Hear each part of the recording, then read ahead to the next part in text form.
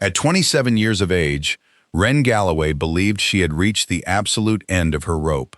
The beloved grandfather who had nurtured her was gone.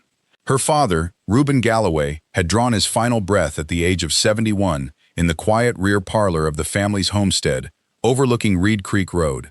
15 years prior, her mother had been lost to the cruel grip of ovarian cancer. Her elder sister, Sterling, swept out of the courthouse in Independence, holding the rights to a staggering $11.5 million. Her haul included the sprawling Galloway estate along Reed Creek Road, the valuable Wells Fargo investment portfolios managed in Charlotte, the coastal retreat at Hatteras Beach, and the dense forest lands of the Smoky Mountains rising high above Newfound Gap. Wren, by contrast, was left with nothing but the old gristmill nestled at the bend where Big Reed Island Creek merges with the waters of the New River in Grayson County, Virginia.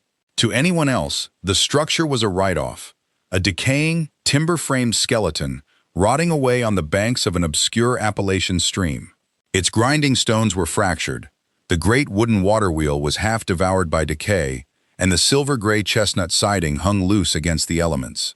Yet, a mere 3 weeks later, Wren pried loose a single broad plank of chestnut wood from the center of the mill's work floor. Before the month had concluded, the Smithsonian National Museum of American History had electronically transferred $6,800,000 into her account. For beneath those floorboards lay a closely guarded secret spanning 4 generations, a legacy hidden from the world outside the Galloway gristmill for nearly a century. This silent history revealed that her great-grandfather, Reed Galloway, was a clandestine miller. During the darkest epochs of the Great Depression, he had secretly ground grain to keep 47 families in Grayson County from starving. As the funds cleared, Wren finally understood that her father had bestowed upon her the only inheritance of true worth. We are always inspired to see how far these narratives travel. Wren Galloway, who had entered the world in 1976, was 27 years old on the overcast February morning when the family's legal representative read her father's final wishes. The setting was a cozy, wood-paneled conference room on Main Street in Independence, Virginia. Wren sat at the far end of the long oak table, dressed in a simple black gown, an oatmeal-colored cable-knit sweater, and a faded brown corduroy jacket with weathered brass snaps. Directly opposite sat her sister, Sterling Galloway Carrington, a 35-year-old commercial real estate mogul from Charlotte who had flown into Roanoke the previous afternoon and rented a dark gray Audi wagon. Beside Sterling sat her husband of 7 years, Caldwell Carrington, a private equity executive who remained utterly absorbed in the screen of his mobile device. Sterling had maintained a cold silence toward Wren since the day of the funeral.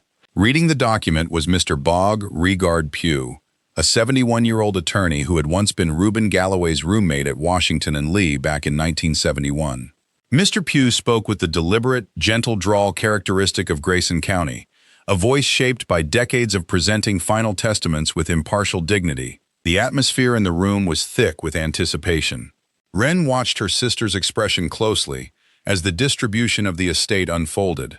The grand homestead on Reed Creek Road went to Sterling. The Wells Fargo accounts, valued at nearly $5 million, went to Sterling. The beach house at Hatteras, the mountain timberlands near Newfound Gap, the heirloom silver, the vintage Stickley furniture, and even the Audi wagon. All of it was signed over to Sterling. While Sterling cross-referenced the items on her checklist and Caldwell calculated figures on his secondary screen, Sterling offered a smug smile. Then, Mr. Pugh turned the page to read the final, modest provision. To his younger daughter, Renulia Galloway, Ruben bequeathed the small 1.44-acre plot situated where Big Reed Island Creek joins the New River. This included the historic 1898 Galloway gristmill, its water wheel assembly, the genuine French burrstones, and all the relics housed within. Mr. Pugh paused, sliding his reading glasses off and folding his hands over the papers. Sterling let out a sharp, derisive laugh. "He gave her the mill?" she scoffed. "Dad left her that collapsing pile of rotting timber by the creek?" Caldwell finally set his phone down, noting that the county had condemned the structure years ago, and the Historical Society's meager offer wouldn't even cover the cost of clearing the lot. Sterling glanced at her luxury watch and offered a parting taunt.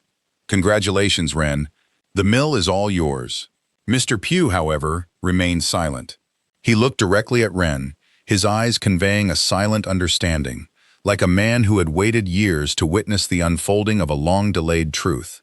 In the quiet legal chambers of Independence, Virginia, Mr. Pugh lowered his reading glasses and shut the final testament, reciting the names of the witnesses. Caldwell Carrington watched in silence as Wren Galloway signed her acceptance, followed by her sister, Sterling Galloway. In just 36 minutes, the legacy was officially transferred. Yet, there was a history resting at that polished table that remained hidden from Sterling, a truth known only to Mr. Pugh. From the tender age of 4, Wren Galloway had virtually grown up inside the ancient timber walls of the gristmill on Reed Creek Road. Her grandfather, Tobias Galloway, affectionately called Toby, had carried her on his shoulders every Saturday morning and through the long, golden afternoons of her childhood summers.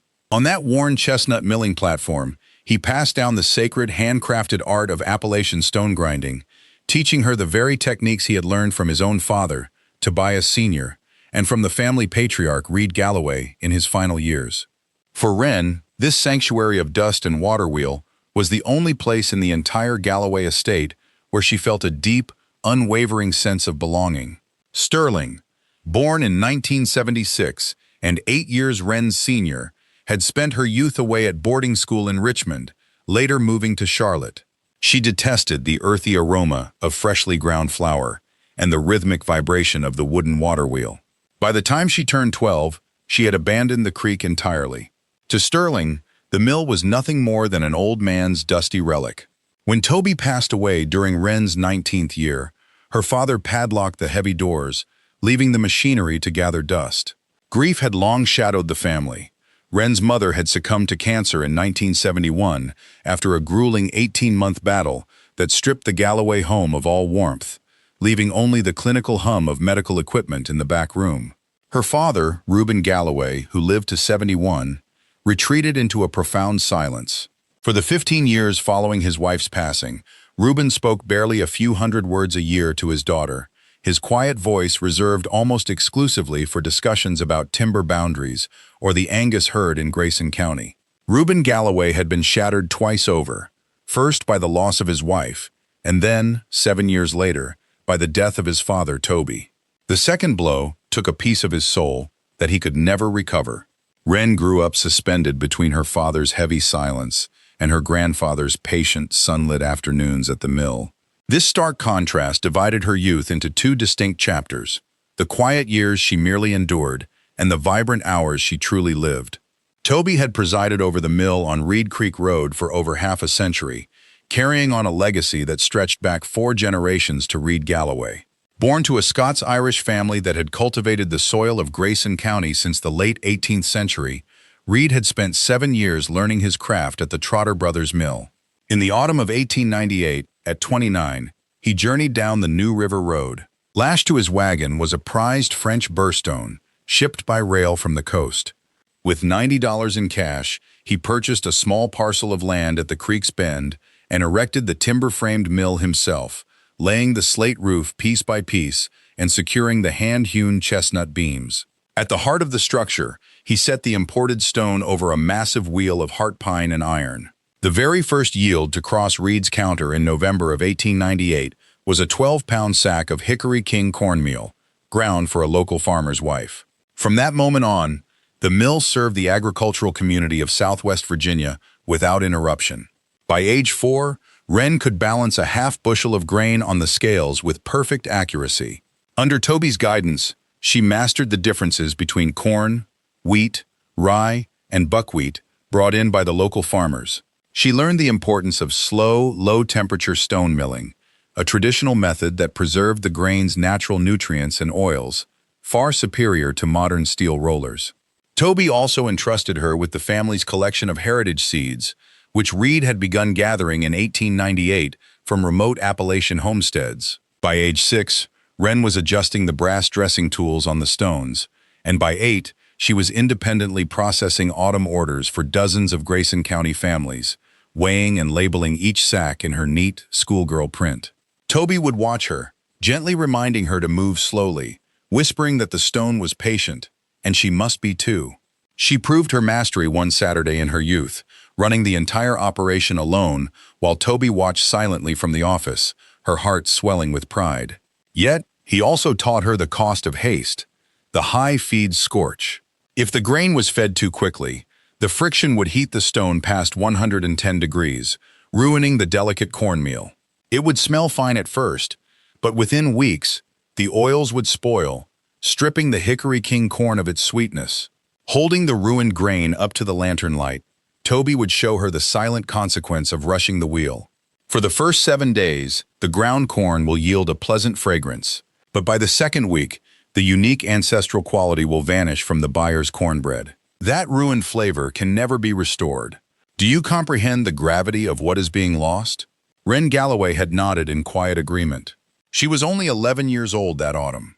From that day forward, she processed every batch of grain at the deliberate, unhurried speed that Sterling Galloway had established back in 1971, ensuring the traditional essence remained preserved within the flour. Never again did she allow an overheated, ruined batch of grain to be delivered back up Reed Creek Road to any family relying on the Galloway mill. Sterling Galloway instructed her on how to decipher the condition of the millstone using only her fingertips. The imported French burrstone, dating back to 1898, had been meticulously sharpened every 6 weeks for generations by Reed Galloway, Ruben Galloway, Sterling Galloway, and now by Ruben Galloway. Its outward radiating grooves were carved by hand, preserving the exact geometric pattern Reed Galloway had mastered during his early apprenticeship. A skilled traditional artisan, capable of reading the stone with her touch, could feel across the dressed quartz to identify which specific grooves were growing faint and would require carving during the subsequent maintenance. Place your open hand flat against the quartz, little Ruben Galloway, not over the center hole but upon the grinding face. If a groove feels pronounced, it is still performing its duty. If a groove feels faint, that is the spot you will chisel next Tuesday. The stone communicates its needs to you. Listen to it, and it will guide you in this craft. By the age of 13, Ruben Galloway could rest her bare palm on the chilly stone in the early morning air, and with her eyes shut, instantly tell which sections required sharpening at the upcoming 6-week maintenance interval. By the time she turned 15, Ruben Galloway operated the historic gristmill independently 3 Saturdays out of 4. She managed the heavy grinding stone, the massive wooden water wheel, the wooden sluice gate, the orders for heirloom grains, and the postal shipments arriving from the local agricultural cooperative in Independence. She also oversaw the biannual grain distributions to 47 family farms across Grayson County, Virginia. The responsibility of the entire operation had shifted to her, though she did not view it as labor. To her, it was merely the natural routine of weekend mornings and warm summer days spent in the timber-framed mill house along the river with her grandfather. During these long hours of stone carving, Sterling Galloway would recount tales from their history. He spoke of Mr. Pugh, the retired agricultural agent for Grayson County, Virginia, who spent decades traveling the remote mountain roads. Mr. Pugh accepted no money for his service, receiving only stone-ground meal and a slice of fresh apple walnut bread every Saturday. On the day of his retirement in 1976, he wept at the wooden counter when Sterling Galloway handed him the final sack of cornmeal intended for the local farmers. Yet the narrative Sterling Galloway returned to most often was the harsh winter of 1971. An economic crisis had stripped Grayson County of currency for several years. By January of 1971, the region faced its most severe flour shortage in a century. Shipping rates to Charlotte had quadrupled, causing the large industrial flour mills to cease operations. Consequently, 47 local homesteads in Grayson County, Virginia, could no longer afford to transport their harvests down the rail lines to be processed. The local bank scheduled foreclosure auctions for the beginning of June. Reed Galloway, who was 66 at the time, raised the sluice gate at 4 o'clock in the morning on the day the auction notices were delivered, and he kept the millstone turning continuously for 21 weeks. He ground grain entirely free of charge throughout that bitter winter and spring for those 47 families. He prepared every bag of heirloom cornmeal, wheat, rye, and buckwheat, required to sustain them through the cold mountain months.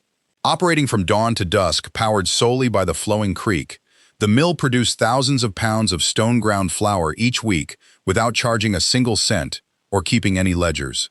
The family survived, and by the autumn harvest of 1971, Every single homestead had produced enough to secure their property. Not a single farm was lost to the auction block that summer. The following month, the Independence Gazette published a front-page story celebrating the feat. Galloway Mill sustains 47 Grayson County families through bitter winter with free stone-ground flour.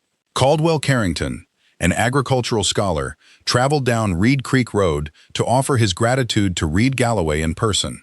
He stood silently upon the wide chestnut floorboards for a long moment before grasping Reed Galloway's hand and placing a folded piece of paper inside it. Written on the paper were the names of all 47 families, a silent plea that words could not express. Wren Galloway had listened to this tale repeatedly, though it took her years to comprehend what Reed Galloway and Sterling Galloway did with that paper. Her grandfather's stories were always parables. Once, when Wren Galloway was 13, she asked why he went to the trouble of maintaining the stone for those 47 Grayson County farms in the modern era, when massive commercial steel roller mills in Charlotte could deliver cheap flour overnight. Sterling Galloway set down his iron chisel, looked at her, and remarked, "Factory-milled flour is merely a transaction, little Wren Galloway. The legacy of stone-milled heritage grain exists as a living testament to the past." In 2011, when a baker in Grayson County, Virginia, transforms Hickory King white corn atop a wood stove once owned by her grandmother, she is acquiring far more than simple food. She is inheriting the quiet resolve of an elder who, during the bitter winter of 1934, released the frozen waters of the mill race to grind that very same heirloom crop, determined to rescue her great-grandmother's homestead from foreclosure. To this day, families throughout Grayson County seek to know the identity of the craftsman whose hands prepared their weekend cornmeal. This harvest is dedicated to them. It is a sacred covenant. Through this traditional milling, a multi-generational promise is kept to the families who were sustained in 1934. Though Wren Galloway lacked the words to express it, she carried this truth deep within her soul. The heritage flour was a keepsake of the past. Have you ever tasted a loaf crafted from grain ground by your own kin, feeling its ancient vitality resonate through your very bones? It was in the autumn of 2018, specifically October, that Toby Galloway drew his final breath at the age of 79, passing away peacefully from a stroke in the modest caretaker's quarters behind the mill. Wren was only 19 at the time. Ruben Galloway laid his father to rest in the quiet graveyard of the Independence Methodist Church Cemetery. That same evening, Ruben returned home with the iron key in his pocket, and by the following dawn he had fastened a heavy padlock to the ancient timber door. For 7 winters, the old mill remained frozen in time. Wren was gently but unequivocally informed that its operational days were over. Throughout her youth, she traveled past the structure, watching the decaying overshot wheels suspended above the dry channel and peering through grime-covered windows at the silent oak chests lining the back wall.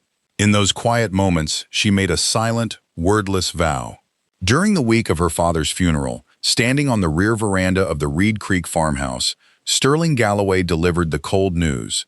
The estate would go on the market before spring, and Wren had to vacate the property by the 1st of April. Sterling never inquired about Wren's future plans, and Wren offered no explanation.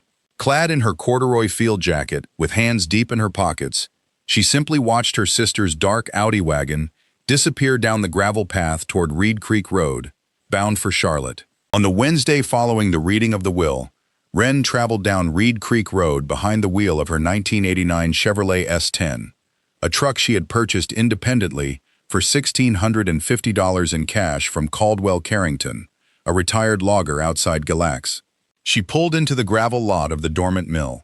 It had been 7 long years since she last stepped inside, having previously only stared at the locked entrance where the brass key once hung on a leather strap before Ruben removed it. The key was now in her possession, delivered to her by Mr. Borard Pugh in a red wax-sealed envelope following the legal proceedings. She had kept it close in her jacket pocket, only breaking the wax seal that very morning at her kitchen table as the winter dawn broke. Walking across the icy gravel in the cold February dawn, she approached the entrance. She inserted the brass key into the padlock, feeling the mechanism release. Removing the lock, she pushed the heavy door open, its hinges groaning softly against the chestnut frame. The sanctuary remained intact. The French La Ferté-sous-Jouarre stones sat undisturbed at the heart of the room. Toby's brass dressing tool hung precisely where he had left it in October of 2018. The hopper, the chute, the weighing scales, and the massive water wheel visible through the rear pane were all preserved, alongside the oak chests marked in her grandfather's handwriting and the old post office station.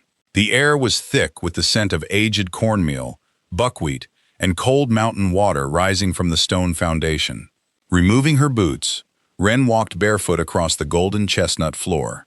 She felt the history beneath her feet, the smooth hollows worn by Toby from 1971 until his passing, the deeper grooves left by Tobias Sr. from 1976 backward, and the worn depression at the center, where Reed Galloway himself stood from 1898 until 1950.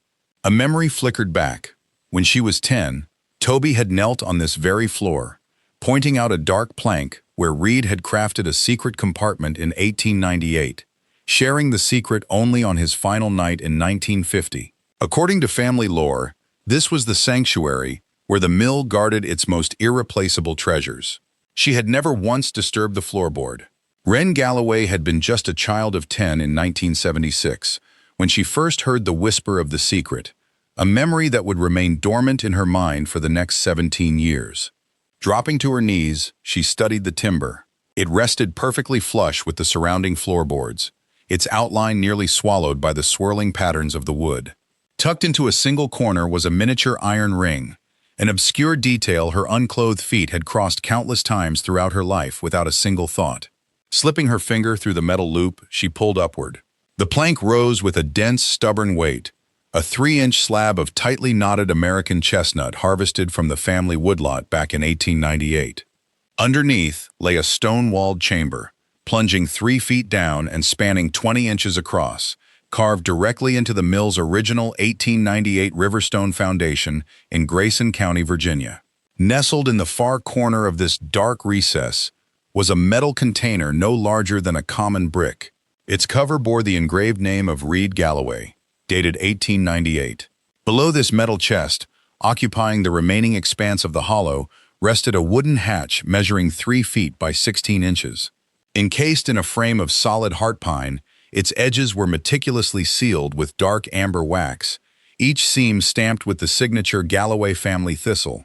Using both hands, she hoisted the tin box from the depths, placing it upon the weathered floorboards in the soft, winter light of February. When she pried open the lid, a bundle wrapped in thick, oil-treated fabric unfurled in her hands. Stored inside were 255 gold coins, arranged in immaculate columns. There were Liberty half eagles, quarter eagles, and a select few St. Gaudens double eagles, all preserved in breathtaking condition, a treasure that an appraiser in Roanoke would eventually value at over $30,000.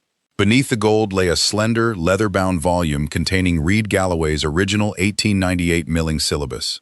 It detailed every heirloom grain variety by its scientific classification, every grind rate, and every stone dressing configuration in the precise penmanship of a trotter apprentice.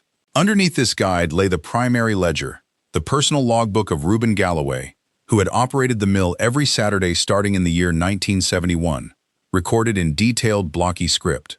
Below the ledger was a faded sepia photograph from 1898, showing Reed Galloway standing proudly before the newly completed structure, a brass millstone tool in his hand, with a young boy in suspenders beside him at the headgate. Tucked beneath this image was a creased, aging newspaper clipping from the Independence Gazette. The bold headline declared, "Galloway Mill sustains 47 Grayson County families through bitterest winter."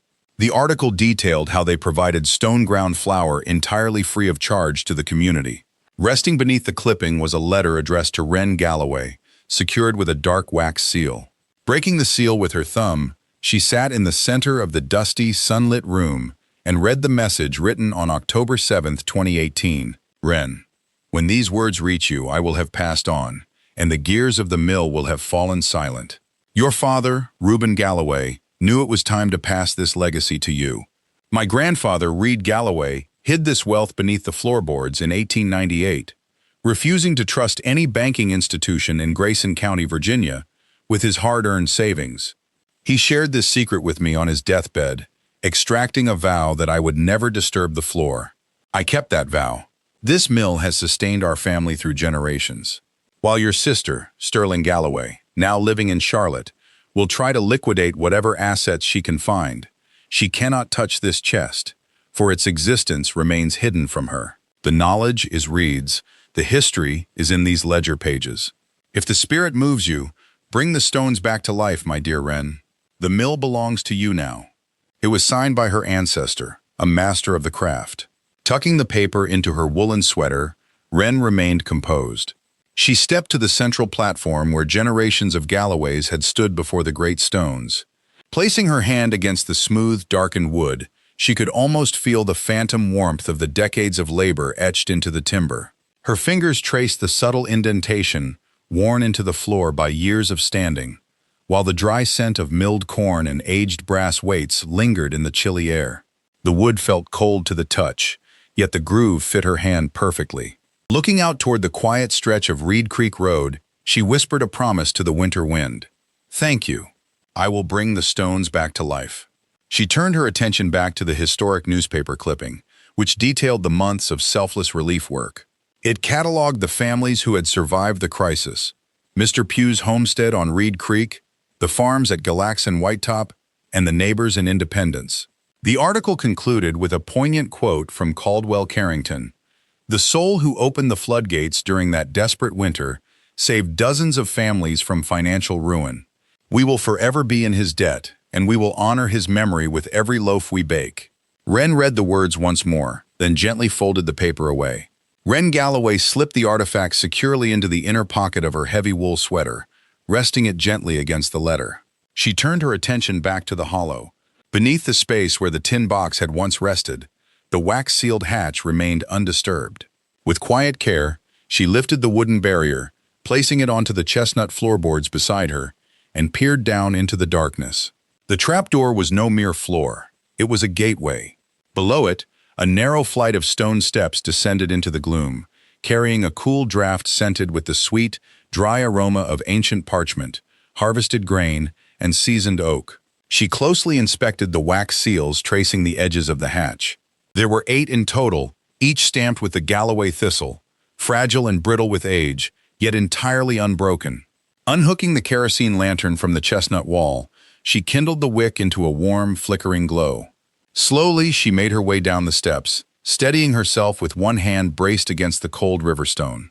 At the bottom of 14 stone steps, the underground vault opened up.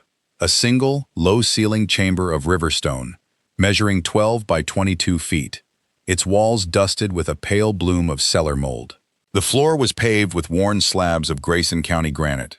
Stretching along all 4 walls, sturdy heartpine shelves anchored directly into the stone supported the legacy of the Galloway Gristmill Heritage Archive. Standing in neat rows along the upper and middle shelves were 380 hand-labeled oak chests, each adorned with a brass plate engraved in the year 1898. Inside, they held treasures: Hickory King white corn from 1898, sourced from Mr. Pugh's farm along Reed Creek, Bloody Butcher Dent corn from 1898, and Cherokee Trail of Tears corn from the Trotter homestead. There was Heritage Hard Red Wheat from 1898, preserved from the Cawthorn Farm in Independence, and selections from the Buchanan family at Whitetop. Within every chest lay small, linen-wrapped bundles of open-pollinated seeds, refreshed every 7 years by Sterling Galloway, and labeled in his meticulous, elegant hand. On the lower shelves stood 47 leather-bound ledgers, their spines detailed in gold leaf, containing the mill's complete operational logs from 1898, undisturbed since 1976. In the center of the room, upon a heartpine table, rested a single bundle wrapped in faded oilcloth. She carefully parted the fabric to find Reed Galloway's master copy of the 64-page 1898 Galloway Gristmill Heritage Grain Catalog, printed via letterpress on cotton rag paper in Independence. It was filled with detailed botanical illustrations of every historic grain variety the mill had once preserved, accompanied by notes detailing the exact Grayson County farms they had originated from in 1898. Beneath the catalog lay 12 sheets of cotton drafting paper, Reed Galloway's hand-drawn 1898 map of Southwest Virginia. The map detailed the precise locations of 187 heritage grain farms across Grayson, Carroll, Wythe, and Smythe counties, tracking the specific crop varieties contributed to the family archive over the decades. 47 of those properties were the very farms Reed Galloway had saved during the spring of the Depression. Together, the catalog and the map preserved the complete genetic and agricultural history of Southwest Virginia. Wren held the open catalog under the lantern light, lost in thought for a long moment, before wrapping the documents back into the oilcloth and leaving them on the table. She climbed the stone stairs, carefully resetting the hatch into its heart pine frame. Sitting quietly by the old milling site, she remained still for a long time. The following morning, she traveled from the city of Charlotte, driving her S10 truck up Reed Creek Road toward the old family farmhouse. She unlocked the heavy oak door with the key her father had pressed into her palm the previous autumn. The house was quiet and cold, the wood stoves having burned out days ago. She walked to the back of the house, entering the small study where her father had worked for 45 years. His desk was a massive white oak roll-top built by her ancestor Decaying Galloway in 1937. She slid the wooden shutter upward. Resting in the center of the worn green leather writing pad was a single sealed envelope with her name written in her father's slow, measured hand. She picked it up. The envelope was sealed with the same dark brown wax that secured the cellar hatch and the earlier correspondence from Sterling Galloway. Ruben Galloway had used the exact same wax. Wren broke the seal with her thumbnail and read, "Wren, if you are reading this, you have discovered the gristmill. And if you have found the mill, you have found the hidden cavity. If you have found the cavity, you have found the cellar door, and beyond it, the Heritage Grain Archive." The Smithsonian and the National Plant Germplasm System have searched for the Galloway Open-Pollinated Grain Archive for 40 years. They will offer to buy the chests, the ledgers, and the millstones, but the catalog and the farm map are of far greater consequence. Virginia Tech and the Agricultural Heritage Archives at Emory and Henry College have searched for Reed Galloway's 1898 catalog for 3 decades. They can pay you almost nothing for it, because what it preserves cannot be measured in currency. For 47 years, your grandfather, Sterling Galloway, and I sold a single gold coin every winter through our Roanoke intermediary, Caldwell Carrington, to private collectors. We used those secret funds to endow 47 full scholarships at Emory and Henry College, starting in 1971. One scholarship for each of the 47 Grayson County farms Reed Galloway saved in the spring of 1934. We did not tell your sister. Only your mother knew. This gristmill is now yours, bequeathed because it stands as the sole piece of this vast inheritance that your grandfather would have wished for you to possess. You must contact Dr. Ezekiel Trotter, a curator at the Smithsonian, and your grandfather's cousin's son, who awaits your call. Expression has never come easily to me, and I deeply regret my silence during our time together. I pass down to you what truly belonged to your ancestor. Signed, Ruben Galloway, your father. Under the fading rays of a late February afternoon, Wren Galloway sat quietly at her father's white oak roll-top desk, reflecting on the words dated September 21st, 1976. Carefully, she slipped the paper into the interior pocket of her oatmeal-colored wool sweater, tucking it alongside the initial message and the newspaper clipping. With a gentle slide, she shut the desk. Guiding her vehicle back along Reed Creek Road, she returned to the gristmill and secured the heavy timber-framed door. When Monday arrived, she traveled once more down Reed Creek Road toward Independence, Virginia. Her S10 pickup carried a metallic box resting on the passenger seat as she pulled up to the Grayson County Mountain Federal on Main Street. The branch manager of 31 years, Mrs. Greer Trotter, who was Toby's first cousin, placed the old coins onto the bank's polished brass scales. After a quick phone call to a specialist in Roanoke, the value was verified at $30,400. Wren Galloway chose to deposit $29,500 of the sum, keeping $900 tucked safely inside her wool sweater pocket as she walked back to her truck. Mrs. Trotter had remained silent upon hearing the final valuation. Instead, she simply gazed at the young woman over the brass scales for a quiet, lingering moment before signing the deposit slip. That very afternoon, she reached out to Dr. Ezekiel Trotter at the Smithsonian National Museum of American History. Within 48 hours, Dr. Trotter arrived from Washington, driving a climate-controlled transport van. Accompanying him were 3 preservation experts from the Smithsonian and Dr. Asher Wallace, the chief heirloom grain curator for the U.S. National Plant Germplasm System. For 16 intense hours, the team worked diligently in the basement and milling chamber. They meticulously cataloged 380 heirloom grain bins, 47 leather-bound ledgers, Reed Galloway's 64-page heirloom seed directory from 1898, and a 12-sheet agricultural map, while also inspecting the active French burr millstone. Ultimately, they presented an official proposal on behalf of the Smithsonian, a sum of $6,800,000 to acquire the entire archive.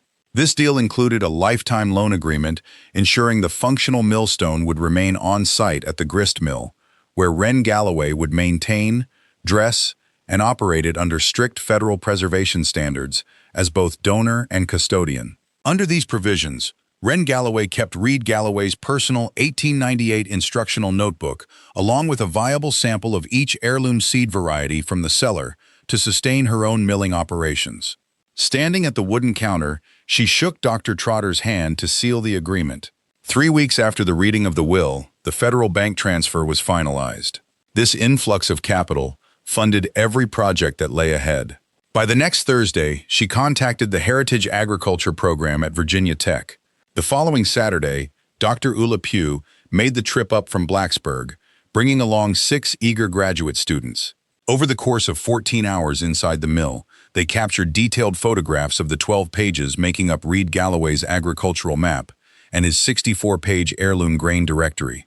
Afterward, Ruben Galloway led them in a 3-car caravan across the region, visiting all 187 historic agricultural sites plotted on the map throughout Grayson, Carroll, Wise, and Smythe counties. To their amazement, 138 of those historic homesteads were still active. This recovered Galloway database served as the cornerstone for Virginia Tech's newly broadened Heirloom Crop Preservation Initiative. A 10-year, $1.5 million research grant from the university secured the funding needed for the grist mill's initial winter operations, allowing the restoration work to begin in earnest during the first month. Years of exposure to the relentless flow of the river and the harsh freezing cycles of Big Reed Island Creek had taken their toll on the massive overshot water wheel, leaving its heart pine blades desperate for replacement. Along the northern exterior, 31 chestnut siding boards had rotted away or gone missing. The ancient burrstone required meticulous sharpening, and the wooden gate controlling the mill race needed a freshly forged iron hinge pin. For $920, Ruben Galloway purchased a shipment of fresh heart pine timber from a lumber yard located just outside Wytheville. She managed to enlist the help of Mr. Wallace Pugh, an 82-year-old retired agricultural extension agent from Grayson County. On a quiet Wednesday, Mr. Pugh traveled down Reed Creek Road to guide her through the delicate process of aligning the water wheel, ensuring they preserved its historic 1898 bearing alignment.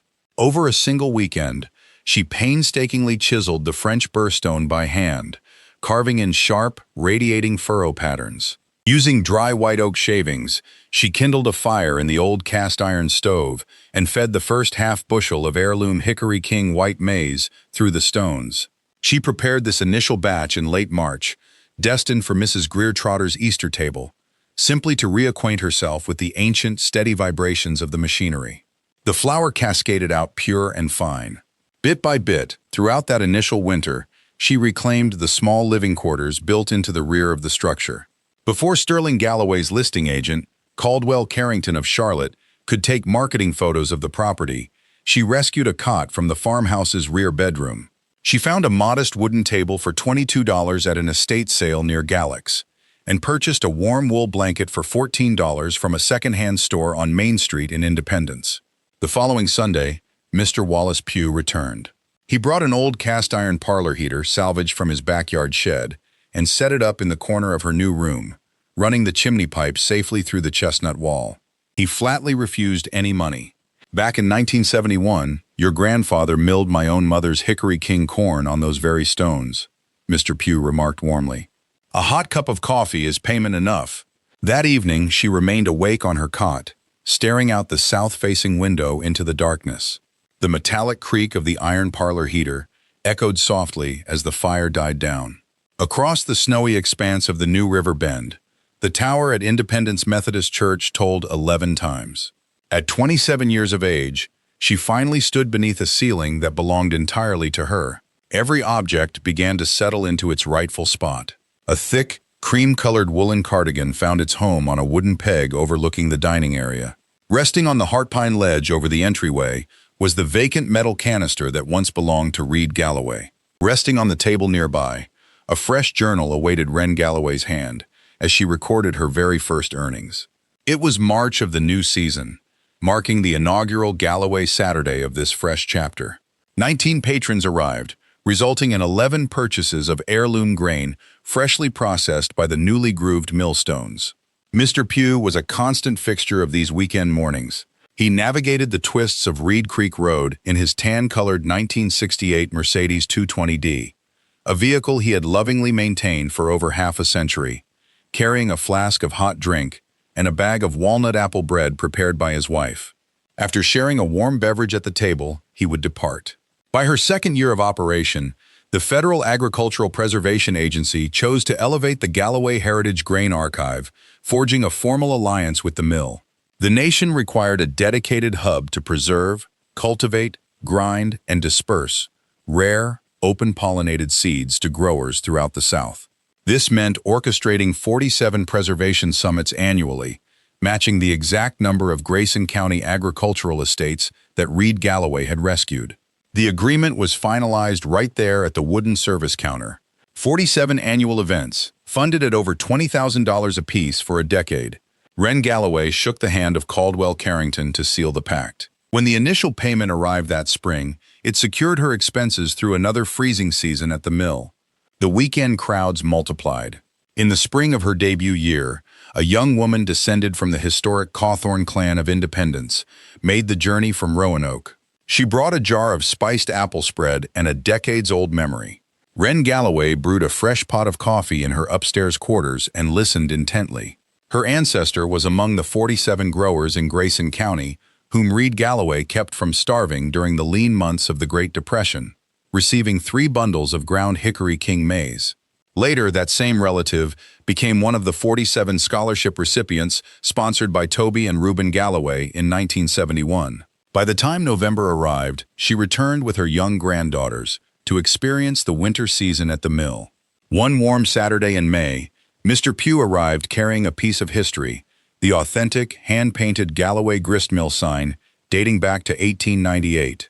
He had purchased it at the liquidation of Reed Galloway's estate back in the mid-20th century, keeping it in his office for 3/4 of a century. He placed it gently on the wooden counter, declining even a warm drink before leaving. Soon after, a regional heritage journal published an article about the mill, drawing visitors from all over southwestern Virginia. Even after raising her rates, Wren Galloway found herself fully booked months in advance. As her second autumn arrived, she fell into the routine of resting on the heavy wooden threshold of the mill as dusk approached, cradling a hot mug. Below her, the waters of the creek drifted quietly. The upstream maples blazed with the rich reds of October, while the distant river bend faded into a misty gray. Her mind wandered to the past, to Reed Galloway, a man she knew only through the worn grooves of the French quartz stones they both had touched. To her father, Ruben Galloway, whose choices in late 2024 granted her the sole legacy she truly desired, and to the 47 family farms in Grayson County that faced foreclosure in the summer of 1934. She reflected on the 47 students sponsored at Emory and Henry in 1976, and the generational chain of caretakers whose duties had ultimately devolved to her. This is the essence of the heritage passed down by our elders. As small children measuring out grain beside a grandfather's steady hand, we fail to realize that this simple act of measuring is the craft itself. The knowledge settles in gradually, bag by bag. Years after the patriarch passes, we shoulder a burden he once carried and uncover the true gift he left behind. In that moment, his lessons become clear. He was showing us that a bag of stone-milled meal carries the memory of the soil all the way to the harvest. He was demonstrating that this calling requires endurance, representing the hand that acquired the skill, the hand that passed it on, and the hand that inherits the future. At times, this legacy is defined by the anonymous benefactor who funded 47 scholarships across Grayson County without ever seeking recognition. Her sister, Sterling Galloway, inherited the family fortune, taking the estate on Reed Creek, the financial assets in Charlotte, the coastal cottage, and the vast timberlands.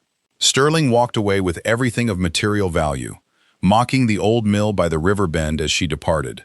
Yet, she missed out on the true calling. She never gained the wisdom of their grandfather, nor the legacy of the 47 Grayson County farms saved from ruin. She did not inherit the hundreds of heirloom seed chests resting in the cellar, nor did she become the next link in the unbroken chain. Ruben Galloway was 27, and her father, Ruben Galloway, had just passed away. She possessed nothing but a single dollar. She chose to invest that lone bill into an abandoned milling site on a small plot where the creek merges with the New River in Grayson County, Virginia. It proved to be the most valuable transaction of her life. If this narrative touched your heart, pass it along to someone who might find inspiration in it. Share in the replies below.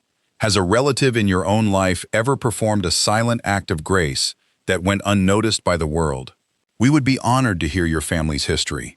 The earth remembers the footsteps of those who paved the way. Deep in the heart of Grayson County, Virginia, the mountain winds still whisper tales of resilience. It was in the year 1898 that Ruben Galloway and Reed Galloway first laid down their roots along the winding stretch of Reed Creek Road, just outside Independence. Alongside them, the enigmatic Mr. Pugh labored to build a legacy out of the untamed wilderness. Time marched relentlessly onward, carrying their dreams forward through the generations. By 1971, Sterling Galloway, standing shoulder to shoulder with the visionary Caldwell Carrington, sought to bridge the old world with the new, tracing a path that led all the way to the rising horizon of Charlotte.